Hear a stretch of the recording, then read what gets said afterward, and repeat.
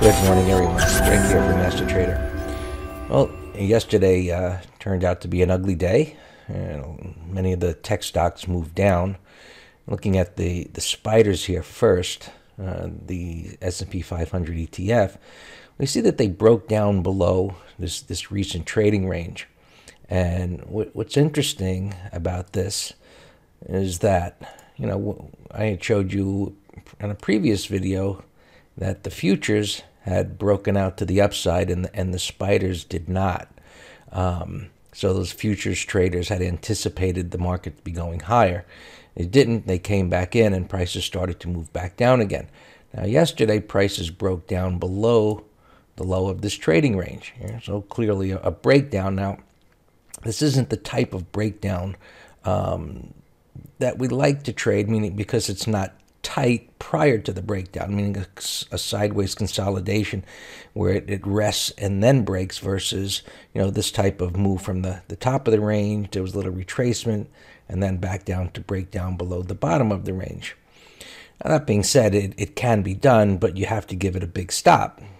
So money management becomes a really important part, meaning you're not going to put on the same size position you would with the tight type of consolidation and breakdown, where your reference point not to break is just above that, versus this bigger retracement up and then back down, where you have to give it a bigger stop. So you put on a smaller position and then look to add to the position once you get a secondary sign of weakness here. So looking at the futures, let's go to the futures here, and we see they did not break down. So in a sense, did the futures traders learn a painful, valuable lesson not to anticipate? And now what they didn't continue to sell and actually backed off where buyers stepped up at the support, and now we've got this retracement relatively deeply into this red bar. Generally, we like to see retracements into a wide range bar like this stay in the lower half and ideally in the lower third. This is already retraced past halfway. Now, we can see here's the little consolidation here, prior low, and now prices are retracing up toward minor resistance. And this is where sellers should be. So as the market opens here, we're going to see, okay, how aggressive are buyers into this area of resistance? Can they really push prices up deep into that area of resistance, negating the red bar and then continuing the trading range? Now, the NASDAQ, big down day yesterday. Futures were down. I believe they were down about 14 or so points earlier. And, as they hit this support area down here, just notice it's all about support and resistance. No trend lines, Fibonacci lines, Elliott waves, and all of that hocus pocus stuff. Just keep it simple. That's what works.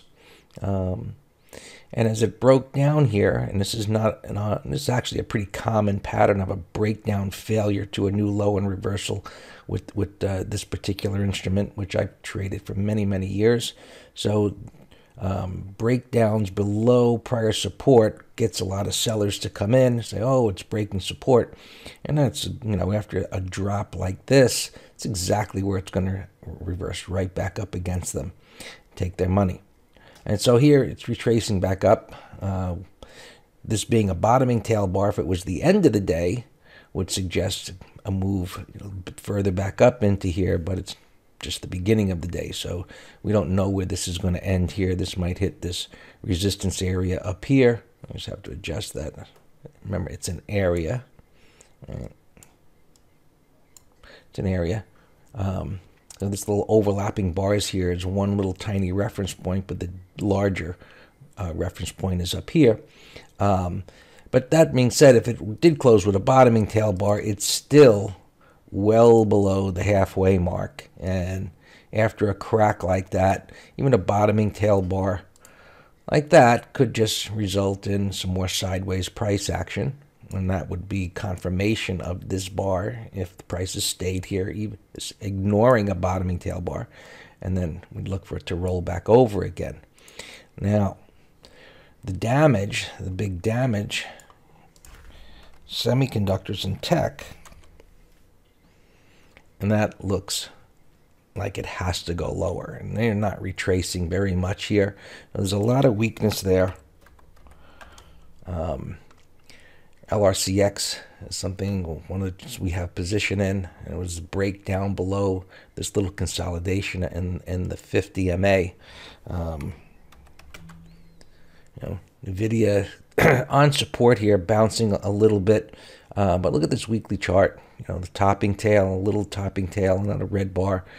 So it's still an uptrend, but it's got this, what I coin a tradable void here, a momentum move up, which leaves no resistance. So it could pull back, relatively deep amount and still not violate the trend.